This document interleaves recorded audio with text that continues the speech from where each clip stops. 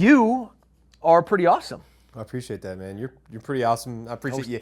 Appreciate you having me here, man. A compliment for compliment. I've been following you before I met you. I came across you 3 years ago. Yeah. When did you get into social media? First of all, who are you? And what is your job? And where can people find you? So I'm Kagan. Kagan what? Kagan Dunlap. Sick. Such a great name. What is that? Dunlap. Probably Scotch-Irish, I would guess. Okay. Yeah, that's definitely Scotch-Irish. You're a direct descendant of William Wallace? Probably not. I don't know. I mean, I know that there's a lot of folks on that side of my family are probably, I would imagine, some pretty masculine, savage dudes at some point, because they emigrated over here in the 1800s. A lot of them. Some of them like came here in the 1600s, and they were up in like Massachusetts area. A lot of them emigrated over to like Philadelphia, Pennsylvania, Maine, places like that in the early during the potato famine, I think, in the 1800s. But yeah, no, you got kind of savage warrior vibes. Just so you know. Yeah, I don't know if I'm a savage warrior, but there's guaranteed there's probably somebody in my family that was like a super hard, person. I mean, you got to be pretty hardy to live in Scotland anyway. That's where I think the commando school is, the commando course for the British commandos, the Marine commandos. They go to Scotland, and it's freezing cold up there, at least from what I've been told, because I've known some Marine officers like U.S. Marine officers that have gone over there to train with the British Royal Marine Commandos up there in Scotland. And they said that's the coldest they've ever been in their life. Oof. So that leads me to believe that you have to be a hardy person probably to exist in a place like that, Yeah. But we could always benefit from having hardy people. Yeah. And you are a military officer. Yeah. Now I am. I wasn't always. I started off as. If you were just one, I probably wouldn't. Be just one. Well, I might just come in. So I enlisted in 2014 as a plain open infantry contract, and then what I did was when I got to the schoolhouse for infantry training school, they called it ITB at the time, Infantry Training Battalion, and essentially they were picking people for MOSs. Like they said, hey, if you have a GT score over this number, you can volunteer to be an anti-tank missile man. And so I was like, well, my GT score is like 124. Does that mean I qualify? Yeah. They're like, yeah, what are you doing even here? And I was like, yeah, okay, well, let's do that. And also part of the reason was because I heard that they didn't hike as much, which was a lie. But I was like, oh, that sounds great. Let's not hike as much. So I picked that because I thought we rode around in trucks all the time. And so I ended up doing that, went through the rest of the course, went to the fleet, and I was an anti-tank missile man in the infantry for the Marine Corps for 5 years. And then I got selected for an E-to-O program where I, essentially go back to college. You finish college, and then upon graduation, you commission.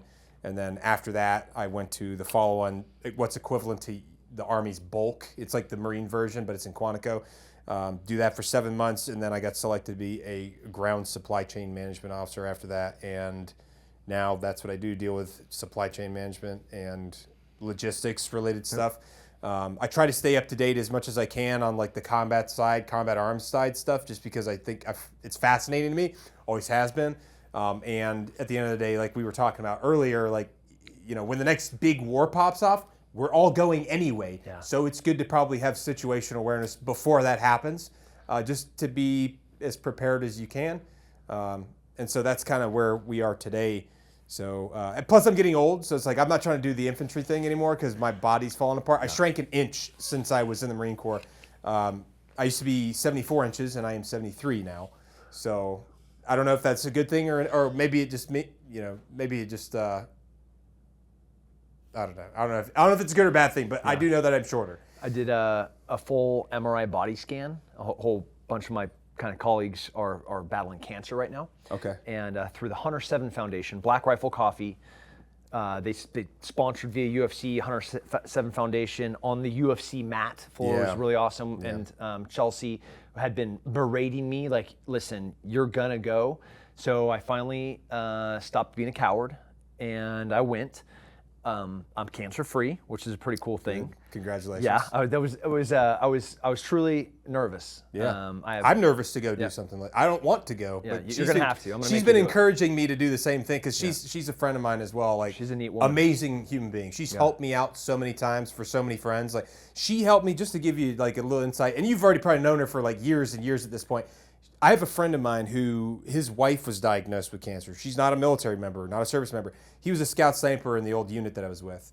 And she helped me get the word out about that to find out if there's anything that we could do to help them out financially. Yeah. And we ended up getting the Marine Scout Sniper Association involved, and there was a GoFundMe. We ended up raising like tens of thousands of dollars to help them out because their bank accounts had been completely drained. I'm not going to say who they are because I don't want to put them in the spotlight, but they did a lot to help them, and she wasn't even a service member. And they were so good to me. They gave me a place to live when I was still in Hawaii because I was in a position where I came back from deployment early to go to OCS, and I couldn't go in the barracks because we were just on deployment. So they let me stay at their apartment for a few weeks, while I was there. And so I was like I owe you guys a lot, and so like they're just such good people, and they genuinely care so much about service members, even if they've never met them. And she's like tirelessly working herself into a grave to help people. Yeah, I aspire to have the same level of passion and commitment and effectiveness like Sarah Verardo, just amazing women. Yeah, agreed. To your height shrinkage, while I was cancer-free, looking at my spine was pretty hilarious. What did it look like? Well, I'm 2.5 inches shorter than when I came in. Twice. And Jesus. Chelsea was like, I don't know how you walk. It's a modern marvel that like you are upright because like looking at what you have done to your body, your knees and your back specifically. Correct. And I was like, well, I'm no different than anyone else that, from the GWAT era, the expectation was you will do whatever you have to do to go to war. Yeah. And so like there's no question, and I'm not any worse off than anyone else from that same era. Sure. So it was, but you're in that same boat, bro. I mean, you've been in a lot longer than me, and don't get me wrong, like there's a lot of guys I served with that are way worse off than me. I don't know if it had anything to do with how I took care of my body throughout that period of time, because most of my peers that I joined the Marine Corps with, a lot of them were younger. A lot of them drank a lot of alcohol. They partied a lot, you know what I mean? And I haven't drank since 2008. I don't party. I work out on a very regular basis. I usually eat pretty healthy.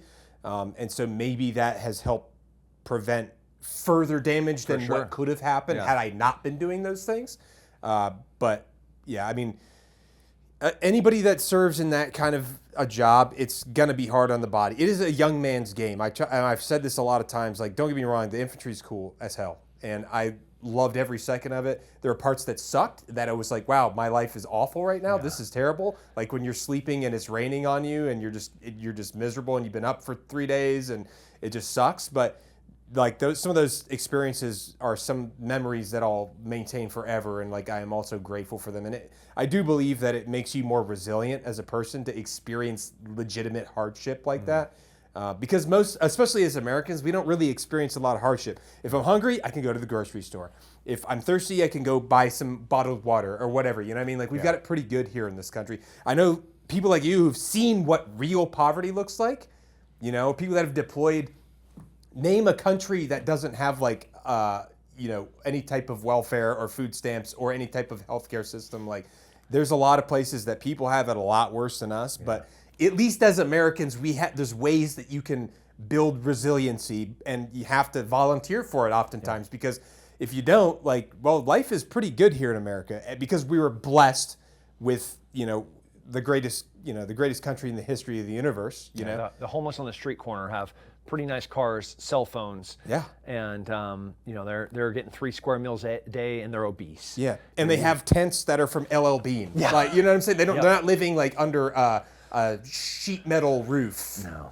So you on social media, it's like Kagan.Dunlap. Yeah, just Kagan.Dunlap for Instagram, Facebook, YouTube. I think my TikTok is like Kagan_Dunlap, and then it's pretty much the same everywhere. It's relatively the same. And you go when you first came into my feed, you were taking footage and your MO is you find some rad footage. Yeah.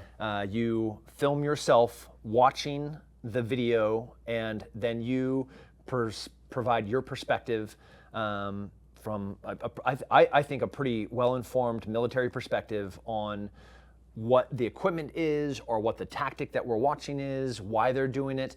And it, sometimes you're just asking questions, the rhetorical questions. Yeah. Sometimes you're providing a ton of pretty incredible information about like what's happening and why it's happening, whether it's like in a new conflict area or an emerging conflict. Like I don't know what's, and I really love when you're doing it. You are asking questions. You don't know everything. I don't know anything. Nobody knows everything. Yeah, but you do provide a ton of information in it while you're watching it. And I was like, dude, I didn't know you. And I was like, this guy's awesome. Yeah, well, I appreciate that, man. And you knew a lot about a lot of stuff, especially around armor, and now in the past few years, drones. Yeah. We've seen a lot of that stuff. You also, I think, a fair balance for being a Mustang officer, prior enlisted, bringing that combat arms background, just some really basic maneuver understanding you can apply to a battlefield. Oh yeah. As we're looking at trench warfare in Ukraine, we're looking at unconventional war in Israel. Your perspective has been awesome.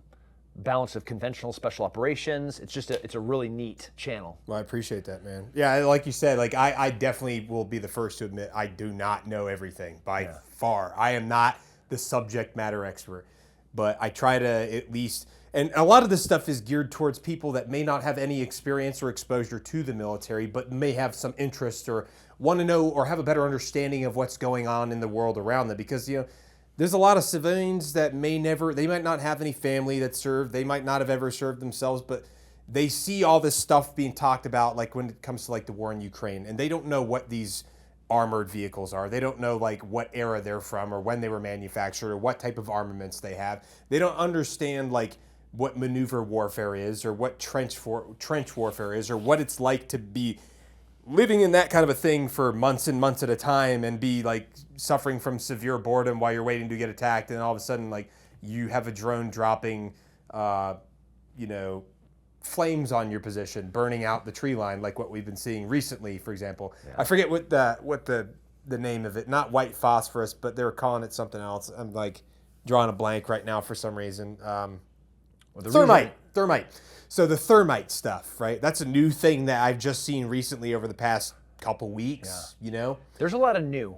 Yeah. So since the invasion into Ukraine in March of 2022, we have seen warfare of old, trench warfare, artillery, tanks, proper maneuver as the invasion lines were happening.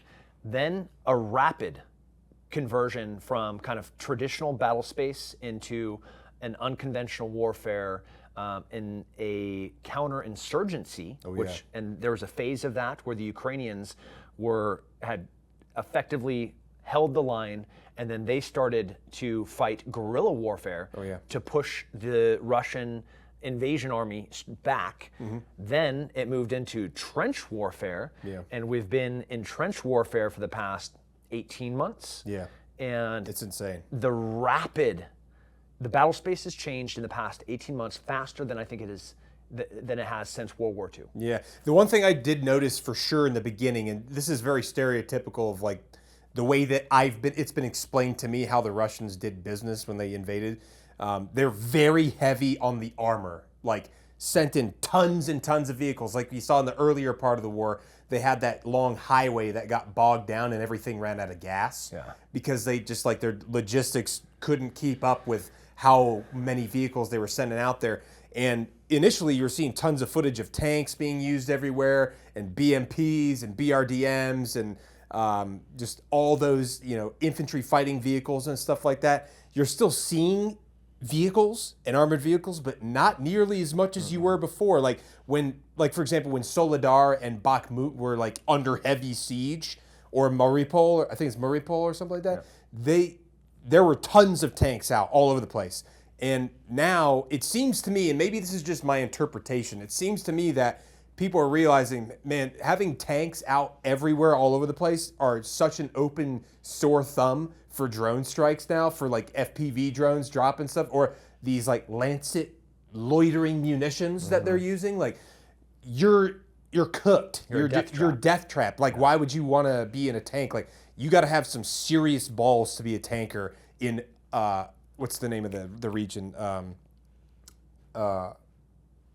Anywhere in eastern Ukraine, basically. Yeah. Anywhere in eastern Ukraine right now, if you're a tanker, you got some balls. Yeah. You know, because like that, you wouldn't catch me dead in this. And plus, also, you know, you saw the anti-armor weapons, and like you'd see all the like the not the small arms, but just like the man-portable anti-armor weapons, like the Saab. I forget what the name of their anti-tank missiles that they were developing, but they were cutting edge. Obviously, javelins were extremely popular because fire and forget. You can have little tank hunter killer teams all over the place. Yeah. They could be in the tree line, pop right out of the tree line, exposed just for a moment, fire off a missile, blow the tank up, and they didn't even see where you were. Yeah. They have no idea that you were even there. You know, and it's just nuts. We wanted and have wanted since World War II this very specific war that tailored to our strengths. Mm-hmm. We wanted Desert Storm. We wanted our Abrams to be pushing through, and it is so evident now that we'll never have that war again. No. The next war that we're going to have, like you said, is going to be all hands on deck. Oh, yeah. It is every boot, every dude in uniform, regardless of your job, you are going to be overseas. Mm-hmm. You're not going to have slick sleeves hiding out in the Pentagon no more. Yeah. You are going to be forward deployed. Yeah. And it doesn't matter if you're in supply, if you're in logistics, if you're a motor T mechanic. Yeah. You're going to be out there in gun trucks or in MRAPs or MATVs or JLTVs or whatever. You're going to be doing patrols with everybody else. And our $1 million missiles are all but useless. They're not cost effective in the war that is... It is so evident both in Israel and in Ukraine, where they're taking $1,000 drones and destroying multi-million-dollar armored vehicles. Yeah, it's crazy. Commercial drones and repurposing them to be killing machines. Yeah. Frightening. There's no hiding. There's nowhere that you can go. Yeah. I don't need a Black Hawk helicopter. I need an E4 that's kind of skinny and a little bit of a nerd, that has, balls that he slings over his shoulders that can get close enough where he has line of sight to his drone. Yeah. And that kid is a killing machine. Yeah. Yeah, I mean, I've even seen videos of FPV drones taking out like large, like industrial grade drones that the Russians were using. Yeah. Like Ukrainians that were piloting these little FPV drones that would just crash into the like the Shaheeds that were given to Russia from Iran, you know what I mean? Like those types of like levels. And multi-million-dollar drone destroyed by a little piece of crap. By a little $600 drone. That I don't know how it could manage to get up to that altitude, but it was able to. Yeah. That it was fashioned to be able to. Like it's just, it's like you're saying, war is changing a lot, and especially when it comes to the way that technology is used. And like the one thing I will say about this whole thing, this whole conflict with Russia and Ukraine, is the level of intelligence gathering that we have been able to do as a result of seeing how Russia conducts themselves in war. Because I guarantee that they were collecting intelligence on how we were conducting ourselves in, Desert Storm, OIF, OEF, probably, definitely in Syria, for sure, since they're in Syria. Yeah, so we're literally fighting them there. Yeah, exactly. So they've been collecting intelligence data on all of our stuff for the past 25 years. Yeah. I guarantee you that this war has been a very valuable intelligence gathering operation for us as well. Yeah. To that point, and you are so 100% right, as we are leaving HKaya in August of 2021, a plane landed at HKaya, which is currently controlled by the United States military, the 82nd and the Marines. Plane had a kind of ambiguous tail number, sat there on the strip all day. Night came, the ramp dropped, and out comes a team of 12 dudes that go into a U.S. Special Operations hangar, and they're trying to pull black boxes out of our aircraft. 100% true story. And who were these people? They were Russian Special Operations. Like the Spetsnaz guys. That's right. turns into a standoff of during the whole evacuation. Middle of the evacuation. Insanity. This is on the night of the 25th of August. Oh, the day before the bombing? The night of the 24th, the morning of the 25th. Okay. So like 1 day prior. 36 hours before the bombing. Because the bombing happened at 5 p.m. on the afternoon of the 26th. Yeah. And it turns into like everything except the tumbleweed rolling between these two special operations groups. Yeah. Myself and our little team ends up like guns on these guys, screaming at each other. They have perfect English, little British accent. Yeah. And everybody's screaming at each other, and then in rolls the heavy hammers, 4-H Kaya. Okay. And my little team just like disappears into the shadows Yeah. and let them figure it out. Yeah, yeah. Like the conventional guys. No. Oh, Like, something else came in. Yeah. Okay, gotcha. yeah. Yeah. That's weird, man. I didn't know. That's how hard they were collecting. To your point, Yeah. the whole entire war, 20 years at war, they wanted hard data, they wanted to sing it, they wanted to human it. Every way that we conducted war, they were sitting there being like, oh, so this is how the Americans do it. Yeah. But everything's changed. Every legacy system that we have used for the past 50 years is obsolete now. Mm-hmm. We cannot, just network-wise. Yeah. The day of like the Humvee pulling that big, huge satellite, we're going to set up the FOB and the AOB, gone. Yeah. Gone. A swarm of drones, everybody's dead. Oh, a swarm for sure. Yeah. What are you going to do? 5 drones, everybody's dead. Yeah. You know, you see our dudes up in Syria right now, Yeah. in Jordan right now, that are fighting like low complexity drone warfare. Yeah. And we're not talking China here. We're talking Iranian funded proxies. Yeah.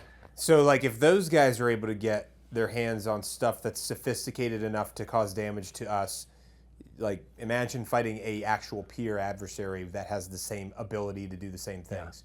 Yeah. And that's one of the things that they've been preparing for the Pacific is China and drone swarms and stuff like that. They're also preparing, and this is stuff that you can Google online, so it's like not secret or no foreign or anything. We are preparing to try to institute having multiple drones per jet as like an extra layer of protection for them to protect them against other drones.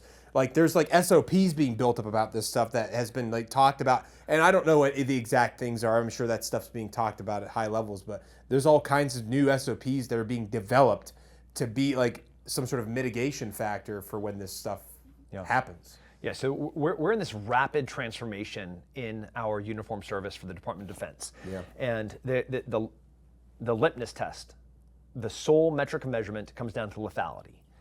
That is, we're not talking like, and for lethality, that does include cost savings because you have X amount of dollars to do war, and when you have people that are using $600 drones and you're flying $1 million missiles, like you are going to lose. Yeah. You are going to run out of munitions. You're going to run out of funds, and it is not going to be a sustainable war. Yeah. And it's not one that, in that style, will be able to fight. Now, does the $10 million missile still serve a purpose? Absolutely. Sure. But in this transformation period, where you're using lethality as how do we make our military more lethal, more efficient, and more effective? And in this transformation, we're seeing new weapon systems, we're seeing new bullets, we're seeing small drones, we're seeing legacy obsolete equipment that is being removed off of books for, I think, the first time in my memory. Yeah. 20 years in service now, like you would have bayonets, you would have the prior to weapon systems that were issued to that company would stay on the company books, and they'd be in some stupid box, and every time you had to do your 100% inventory, you'd pull that box out, you'd lay them out. We're turning all that stuff in. Yeah. We're turning all of that crap in. We're redoing barracks. We're redoing chow halls. We're redoing everything. Yeah. Because we know we have to be a fast, effective, efficient, mobile army, military. Yeah. Well, that's one of the reasons why I think the Commandant wanted to develop, Force Design 2030 was to get the Marine Corps up to speed and prepared for the next war. Like that's why they've transitioned. All of the infantry battalions are slowly getting the M27 IAR, the infantry automatic rifle from HK, right? They're all getting that, so it's going to be a full auto, free floating barrel rifle that they're trying to get everybody to be suppressed as well. Everyone in the infantry will have fully suppressed, full auto rifles that have much better accuracy than the M4s. They're also trying to field PVS 31s with everybody instead of PVS 14s like they had for a long time. So that way they'll have better capabilities at nighttime and nighttime operations. They're getting rid of a lot of the legacy helmets like the ECHs and stuff, and they're switching out with like Ops Corps high cut Mitch helmets, like the SF Fast helmets and stuff like that. They're integrating better hearing protection for people, like over the ear Peltors or the amps from Ops Corps, things like that. And then also all the technology, like you're saying, is changing because they're like, okay, well, if there's drones, we have to have countermeasures to those drones, right? Yeah. And what ways can we do that? Well, we can either set up things that are capable of blocking every single frequency, which then has an interference with our comm capability, or we can set up things that are precision that we can aim in a direction, which we've all seen videos of those drone jamming equipments. That's like a gun that you point at the drone and it like blocks all the frequencies from a bubble around it. And then there's probably things that are like the Thors. You remember the Thors? Oh, so it's probably similar things like that create like a bubble around your position that maybe lessens your electromagnetic signature to things that can detect it. Maybe, but there's tons of stuff like that. And you got a dude with a cigarette hanging out of his lips, with a cutoff uniform, with shotgun shell, with buckshot. With buckshot, yeah. Shooting at drones. Shooting at drones, riding on the back of an ATV. Yeah. Things are getting wild, man. It's I'm nuts. here for it, though. It's nuts. Because this is going to be fun. Yeah, one of the guys I saw recently had a Saiga. I think it's a Saiga 12. Is that what it is? Yeah. It's like the automatic shotgun. Normally, I've heard they have a horrible time feeding and ejecting because they jam a lot, apparently. But the dude took a drone out. It crashed into the ground, didn't detonate. He picked it up, threw it on the back of his ATV, hopped back on, and drove off. Pretty impressive. Yeah, pretty wild. Like, imagine that story telling your grandkids that one day. Like, that sounds like something out of the movie Terminator. Mm-hmm. It's just weird, freaky times we're living in, man. In this rapid evolution and this rapid progression of warfare, on the spectrum of warfare, that's happening on one end, where 3D printed pieces of equipment and fabricating aluminum wings as stabilizers for munitions that are being dropped from drones, like the ingenuity and the creativity of and kind of the cross-pollination of TTPs between these very resistant-minded guerrilla warfare units that are on the front line. That is happening in conjunction with some very old forms of warfare, because these are sometimes very signal-denied areas. So there's no SATCOM. They're not using FM. They are taking out a legitimate, real compass and shooting an azimuth and doing calls for fire like it was 1943. And those two things are like coexisting. Yeah, in the same battle space. In trench warfare, like it was in World War I. It is really weird. That's another thing. Like, man, I've seen videos of people digging up World War I helmets from, like Germans or whatever that were in the Russian area or the Ukrainian areas, like digging them up because they're digging up, digging trenches where old trenches used to be. Yep. That's freaky. That is freaky stuff, man. Yeah. It's like, hey, have we not learned anything, Clearly not. Clearly not, it's it's weird. War has been here since humans have been here. Sure. You pull Dead Sea Scrolls, you Cain and Abel. Yeah. You go back to the beginning of recorded history, you have people killing people. Yeah. And the people that ended up passing on history and survived were the ones that were stronger. It's just the way it is. They're the ones that wrote the history because they were the ones that had the power to write the history. I hate, we're talking about some things that I have both emotional baggage and literal memories on the wall of how horrible war is. Yeah. By no means am I praising any bit of war, but war is a constant in human history. Oh yeah, sure is. And I would love a peaceful era for my children. Sure. But I also want them to be prepared and strong enough for what war could look like. Oh yeah. Well, that's the best you can do is just be prepared. Yeah. You know, especially when it comes to like self-sustainment and things of that nature and just survival stuff, basic survival stuff, you know. Yeah. Which is not something that your average American thinks about because we have all of these cushy systems in place to keep us safe. Like we can trust whatever institution, name an institution to protect us or look out for us, you know. Yeah. There's a school, resistance is a really important thing to special operations.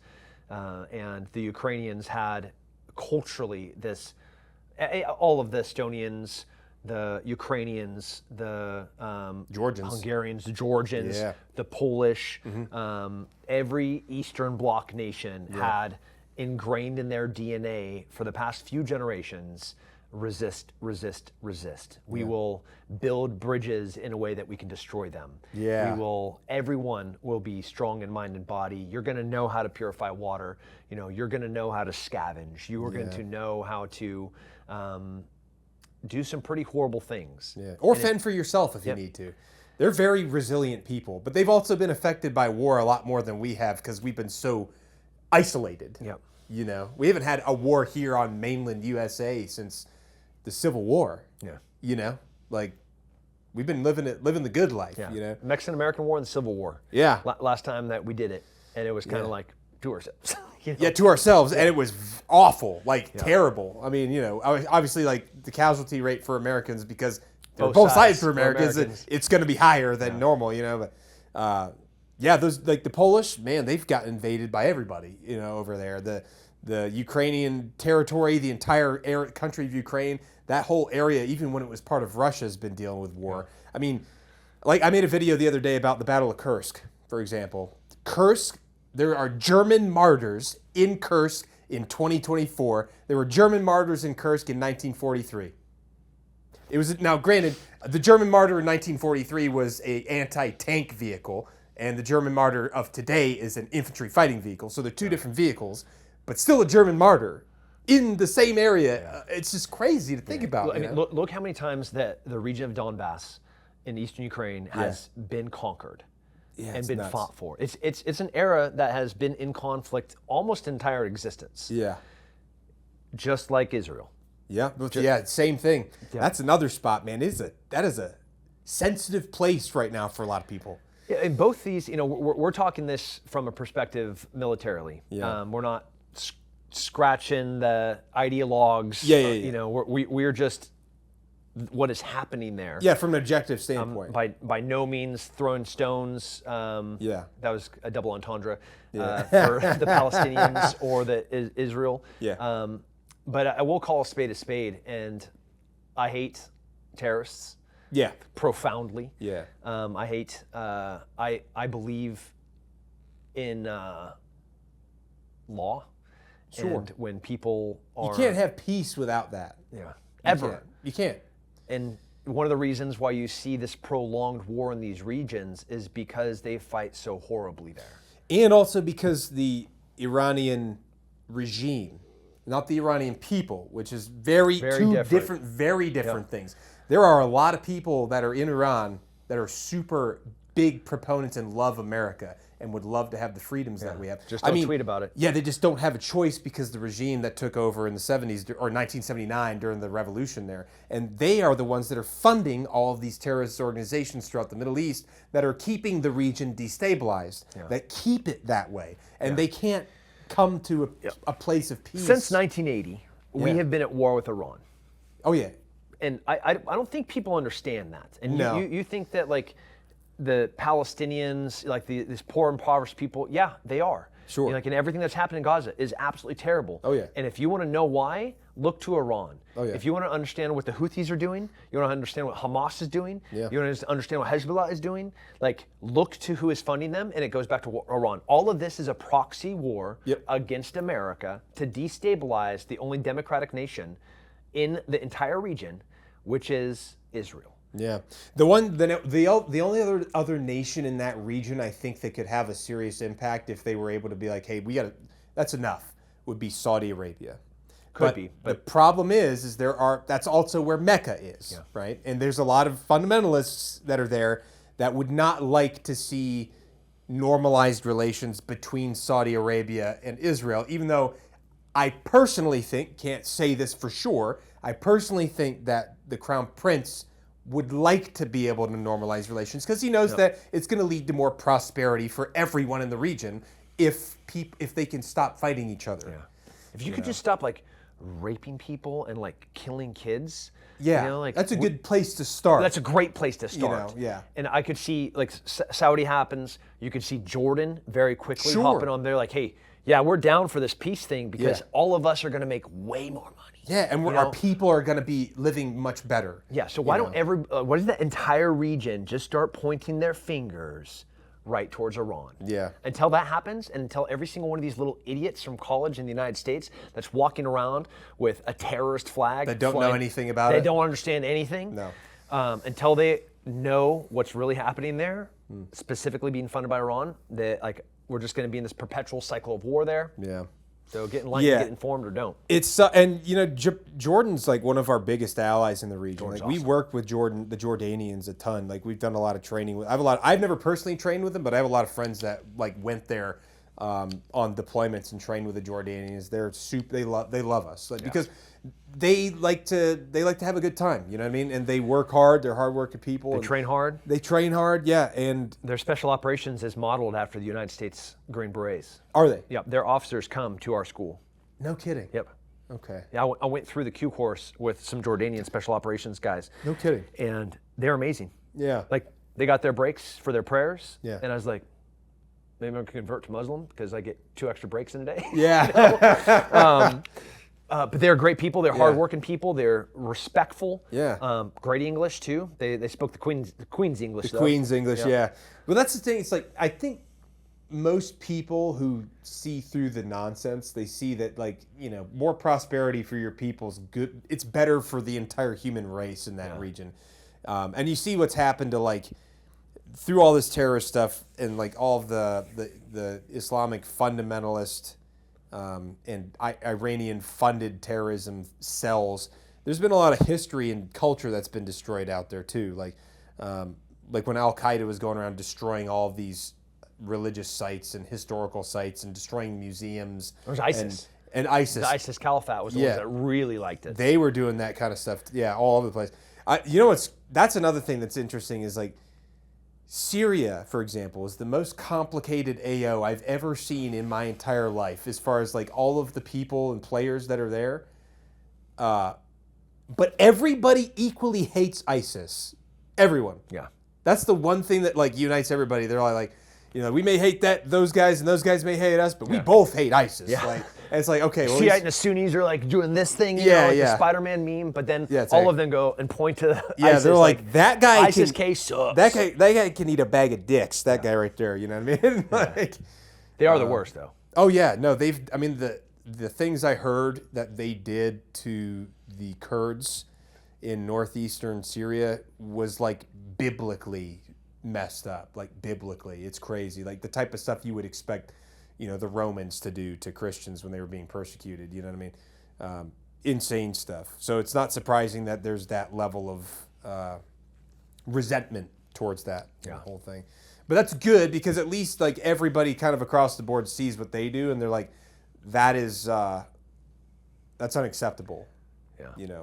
So, but nonetheless, it is. There's been a lot to learn from even that situation. Dating back to, October when that attack occurred. That, over I think it was 1,700 people were killed. That's right. Including all of the festival goers, all those kids, You know, 100 hostages. Yeah. Just this week, an American was killed. Yeah, I saw about that. Yeah. And I don't understand where is the outrage about an American that was just executed in a tunnel after being a hostage for that long, tortured, Yeah. starved, Yeah.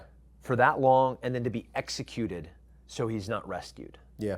After, God, I mean, I can't even. I was thinking about that. Like, so in October when that happened, and I remember seeing all the hostages taken. I was just like, oh no, dude! Like, that's going to be hell. That's going to be the worst thing any human is experiencing on Earth across the planet, and nobody's going to see it.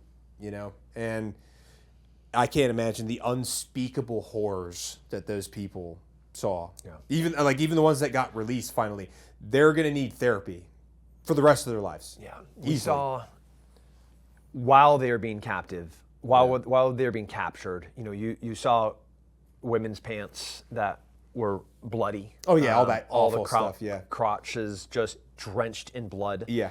And being thrown into the back of trucks. Yeah, I saw that one video. Yeah. There's a whole bunch of them. Yeah. A lot of them have been scrubbed, and you can't sure. post most of them. No, because it's against community guidelines. Yeah, it's against community guidelines to point out atrocities that are happening. Yeah. That happen to Americans. Yeah. And I really like Americans. I love Americans too. And I like the era where everybody looked to an American and was like, yeah, we're not going to actually capture that one. Yeah. Because that's going to be a whole bunch of pain that we don't want to deal with. Because when America points its powerful eye at you, when you've done something against it, it's something to be feared. Well, and also I like the idea that people, there's a, and I don't know how people perceive America today, but I like the idea of people perceiving America as like the beacon of hope on the planet. Like, we need to look to these people because they're the good guy. They're like Superman in the Superman like novels or whatever. You know, like, we need to we can depend on them to do the right thing and to take care of us and to help us and to help liberate us from tyranny. Yeah. You know, or liberate the oppressed, like you guys' favorite, you know, saying, right? Yeah. De oppresso liber, right? Yeah, that's kind of what I think. Have you made it to Normandy for a D-Day yet? I have not. I need to go to France because of a couple reasons. One of them is I need to go to Belleau Wood to go drink from the fountain that's out there to commemorate the devil dogs that fought there like tooth and nail, because that is like one of the most legendary, iconic battles that defined the Marine Corps going forward. And probably one of the reasons why they were like, we're not letting the Marine Corps come to Europe because they're going to hog all the glory, and I'm not doing that shit.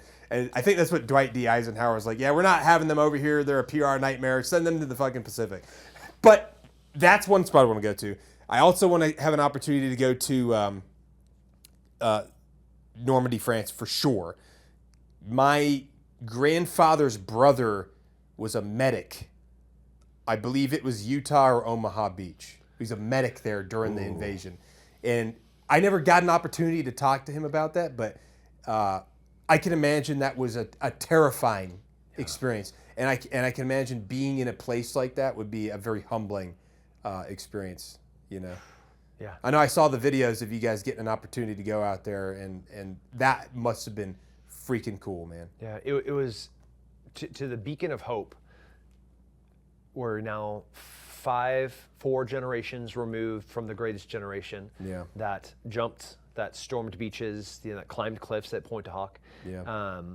Every French patriot goes to Normandy for the D-Day anniversary, flying American flags, and if you speak English with an American accent, you're going to be fighting off people from hugging you. And I mean, all day long. You can't buy a meal. They're all over. They're just the most sweet, generous kind. But that's what it is. Yeah. It is. We were the beacon. We did something that could not have been done, which was, as German aggression and fascism and the Nazis pushed all the way to the coast, we were like, we're all in. Yeah. Like, in for a penny, in for a pound. all chips on the table. We're going to kill every single one of you. Yeah. And we did things that had never been done before, flying gliders in, jumping out of airplanes, storming those beaches, running into the MG-42 fire, fastest machine gun in the world. Yeah. Beautiful machine gun, though. Beautiful. God, incredible. The Germans know their machine guns. Yes. I'll tell you that. They do a lot of things really well. You know what's funny is we got most of our machine gun doctrine from the Germans. That's like we should. Most of it. Because they knew what they were doing. Like literally, a lot of our publications that the Marine Corps uses are from the Germans' doctrine that they used they probably developed it, started to develop in World War I. World War II was fully on implementing it. But yes, like I can imagine that was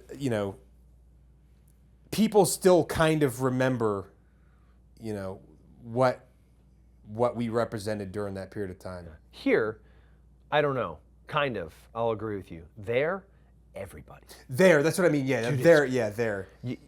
I jumped out of an aircraft that pushed the first jumper, the aircraft. I stood up, hooked my static line onto the cable where the guys jumped into Normandy, and the first guy to jump out of the door, hooked onto that same cable, I jumped out of that plane.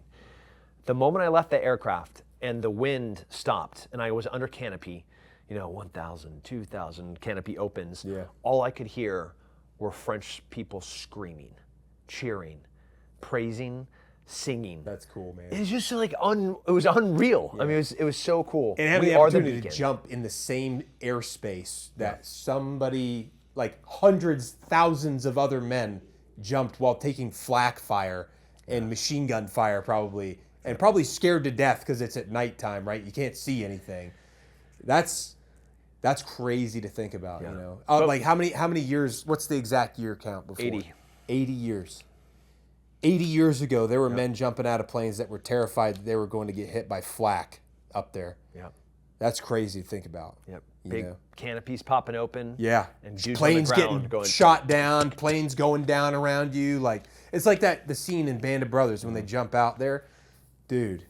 Yeah, I rewatched the whole entire Band of Brothers after I was there, and I'm forever changed. Oh, but I'm sure. The brings a tear to your eye. Oh, absolutely. Oh yeah. World War II, we were the light. As we held communism at bay with the Korean War, Vietnam War, the Cold War, the wall comes down, and that was good and bad. Yeah. Good because it liberated an area, but it also decentralized the idea of communism. And now we went from a clear line in the sand of fighting the ideas of socialism and communism. Now it's embedded in institutions, education here in the United States, overseas economics like in Venezuela. Yeah. You can vote in. Venezuela is crazy right now. You seen what's going on down there? I was there. We were in South America for the vote. Really? Yeah. Dude. Yeah, did you see what's the name? Who was the guy that was the opposition? The non-Maduro. The non-Maduro. I can't remember his name right now. The one that actually won the election. Apparently, he fled the country because they issued out an arrest warrant for him. So it's like, what do you do? Yeah. How do you fix that? You can't. So that's the whole entire thing. When you vote in socialism or communism, it's a one-way ticket. Yeah. You can't vote your way out of it. Yeah. It is a one direction, ultimately landing in breadlines, disarmament of the population, and then genocide. Yeah. It has happened. I know. Wait. It's never happened perfectly. Like let's talk about the new form of what socialism could be. Sure. I got it. Yeah. It has never happened in history. It will never work in history. No. It will never work in the future because look to Venezuela, look to North Korea, look to. Have you seen those guys that crossed the DMZ when they escaped North Korea? Yeah. Like they're missing teeth and they have parasites, and they've been starved their whole entire life. Their bones are brittle. Yeonmi Park. Oh yeah. You heard her story, right? The only reason I found out about her was when she went on Rogan. I didn't know anything about her story. And I listened to that podcast and was like, bro, they don't have trash cans because they don't know what trash is. Because they use everything, including their hair when it falls out, so they can make fires. What? They give their poop to the government. Yeah. That's crazy. I see this being like, if only there was a way that we could take communism, socialism that was practice for an entire nation and see what it looked like 50 years later. Yeah. And it's a picture of North and South Korea at night. Have you ever seen this photo? Yeah. And it's like dark. And then the whole place is lit up. Yeah. South Korea is that's like what it looks beautiful, you know, and like if you've been to Korea, like it's a pretty great place. Yeah, I was in Korea in 2015 for my first deployment. We actually did a ranger training with the Korean Marine Corps. Did a bunch of rappelling, PT'd with them, grappled with them, did a bunch of training. Did an Incheon landing reenactment with them while we were there, which was really cool. It was like a worldwide broadcasted thing, apparently. I probably have pictures with me and somebody's kids on their fireplace somewhere in Korea from pictures we were getting taken with. But like Seoul is awesome. This like huge sprawling cityscape, tons of like technology. I went and saw an IMAX film, that movie The Martian with Matt Damon. It's a great movie. I saw that. You saw that in IMAX in South Korea, in Seoul, at this huge mall, and it was in English, and it was the most amazing theater I've ever been in. I was like, what the, like this is in Seoul, South Korea, and I was impressed for sure. Like South Korea, they have become a very successful country. I mean, LG Electronics, I believe, is from Seoul, and they're very successful, you know. And then you look at what's going on in North Korea, and it's like that's where they're at. You know, you had some flooding over the summer from, I believe, a typhoon that hit, or maybe it's just like some weather that was really bad up there, and then Kim Jong-un was like ordered to have like 20 people murdered because of the flooding. It's like they didn't have anything to do with that. What are you talking about? I mean, they said a few, like tens of thousands of people died. South Korea said that a couple 100,000 people died. Yeah. And then Kim Jong, in either case, that's terrible. It's awful either way. But. And then he's like, yeah, I'm just gonna like execute a bunch of health officials. Yeah. Because it's their fault. Yeah. Yeah. That's what you get with communism. That's right. That's what you get, and you get like bread lines, and all the money gets consolidated at the top because, you know, that's what people do. The reason why it can't work is because greed, and because, you know, no matter how hard, it just discourages people from working harder, because the harder you work, the more you're giving away to other people. Yeah. You know, and it just you can't beat that. People are always going to be more motivated intrinsically if their hard work that they put in benefits them. Yeah. Which it should, because that's part of like the pursuit of happiness is like you're free to work very hard, you're free to work mildly hard, you're free to not work hard if you want to not work hard, but ultimately, like, you're responsible for the consequences of any of those actions, you know? It's not the government's responsibility to ensure that you have all of these things. Yeah. It's your personal responsibility. And personal responsibility is like part of having freedom. Yeah. You know? Yeah. You can't have one without the other. No. They're pretty intertwined. They are, yeah. They are very much. So as the military's in this rapid transformation, we're changing everything, equipment. We're also the personnel, recruiting, resilience, retention, as if there's a young man that's here in Texas or in Florida or in Oklahoma that's like, man, I would like to serve in some form or fashion. Yeah. What would be your advice to that young man or woman that wants to have the greatest flag to ever be flown sitting on the side of their shoulder? Well, first, they got to figure out what branch they want to serve in. Yeah. They got to figure that out. That's a tough one because, like... They're all very different. They're all very different. You got to do your own research on that one because I can't, like... Obviously, I'm going to be biased because... And you're going to be biased. We all have our own inherent biases, right? No, I love the Marines. Do you? Yep. Okay. Well, I appreciate that. Yep. I love me some SEALs. Yeah, I love the Navy. I love the SEALs, too. You know, I got promoted to first lieutenant by SEALs. You really? Yeah. That's pretty rad. Yeah. I was lucky. I asked him, I was like, hey, would you guys mind doing this? And we were just doing it at a shooting range, a gun range, while we were in country. So that was really cool. But anyway, back to advice. Yeah, back to the advice. So you what I think is, if you're young, I think that you should pick something that you are the most passionate about. Something that you feel like you're like, you know what, I really want to do this. If that happens to be the infantry, because you want to challenge yourself to do something that's hard, because it is hard, then go for that. If you're like, you know what, I really want to learn about vehicles. I want to learn how to maintain vehicles. Then be a mechanic, because we need mechanics because, like, guess what? We need vehicles, and we need people to maintain them. If you want to learn something because, like, hey, eventually you want to get out and work in supply chain management for Amazon, like for an Amazon warehouse, maybe you be a supply chain management person. Maybe just work in supply. If you are, if you have a law degree and you want to, be able to serve the military, but also practice law, maybe you think about being a JAG. I don't know. But I think it's important to do the thing you feel the most passionate about. Now, the second ancillary thing is, like, you have to also think about, like, I'm not going to be in the military forever. At the max, most people are going to do their 4 years and get out, right? And then they may go back to college. They may do this, that, and the other. Some people may do 20 years. The very, very small percentage will do more than 20 years.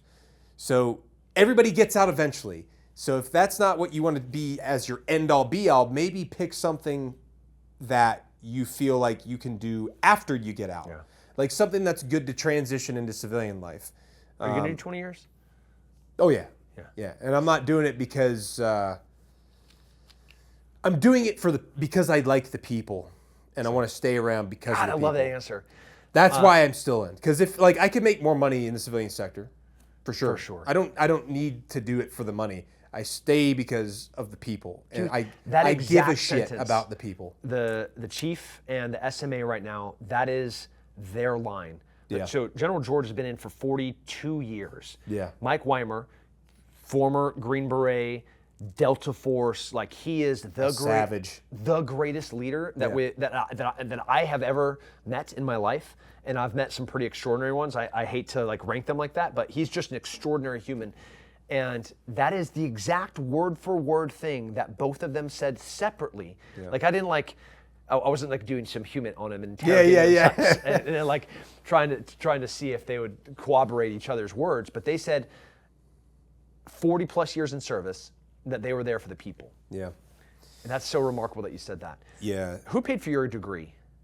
My GI Bill paid for my degree. That's and also cool. I took out student loans too. But yeah, because the program I was in, I could use the GI Bill because I had already earned my GI Bill benefits because I'd served over the minimum amount of time that you need to qualify for your GI Bill. Fortunately, I was smart enough to sign up for the post 9/11, so I get all that free college money. Yep. And I didn't have to invest anything. It was just like, hey, here's free college, So the federal government paid for my college degree. Federal government paid for my undergrad, yeah. And then the post 9/11 paid for my daughter's colleges. That's cool because you can pass it on. That's right. You can bequeath it to your progeny. My wife, already postgraduate stuff, so like she's like, I don't need it. Give it to the girls. That's cool. And so when you're like trying to measure what the military can do for you. One, it will provide you leadership like no one else on the planet. Oh, yeah. Nobody teaches me. Everybody looks to the military as what leadership, to include corporate leadership, what should it look like? Oh, yeah. It'll give you that individual responsibility that's so intertwined with freedom. It'll give that to you. It will. And it will give you the fastest accelerator to success, whether it's education, training. It is just... Like I love the military so much. I think that's, you're 100% spot on. A lot of these like corporations will go out and hire folks to like do TED Talks for them or like just come and speak to a group of their board of directors. And it's usually like a Navy SEAL, a Green Beret, or somebody in special operations, or anybody that's like been in the military for any extended period of time because they like, it's like you said, like the level of leadership training that's focused on, because even like, just for the Marine Corps, for example, we teach leadership down to the lowest level. Like we teach people, everybody at every rank is required to understand and be capable of executing the duties and responsibilities of the grade above them.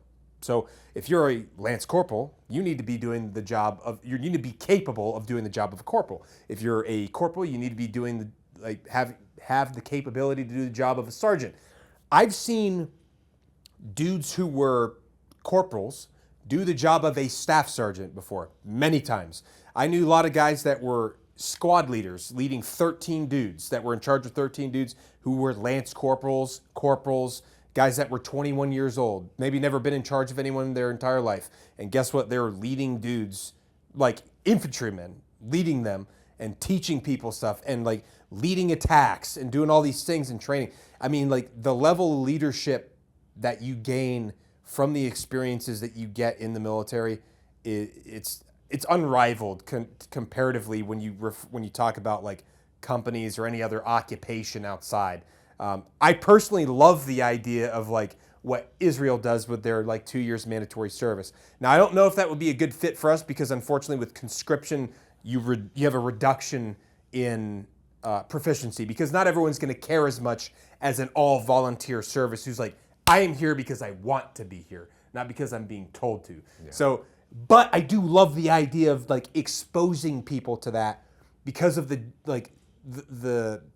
benefits that are gained from serving in the military, whether it be just discipline, like basic discipline, like getting up and making your bed in the morning, being able to get up for work in the morning, staying in some sort of routine, taking care of your body, physical fitness, all that stuff, because there's a lot of discipline-related tasks, even regardless of what your MOS is. Yeah. So I 100% agree. There's things that you can benefit from and gain from the military and from serving the military that I don't personally feel you can find any other place. Yeah.